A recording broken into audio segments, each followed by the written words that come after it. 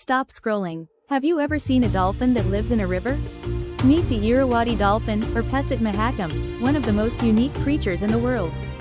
Fact 1.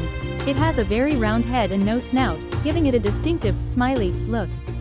Fact 2. It's an exclusive resident. Unlike most dolphins, the Pesut mahakam primarily lives in the freshwater of the Mahakam River in Kalimantan, Indonesia. Sadly, they are critically endangered. With an estimated population of fewer than 100 individuals, they are on the brink of extinction. Fact 4. They are masters of stealth. They have a shy, almost secretive nature and often swim slowly to avoid detection, which makes studying them very challenging.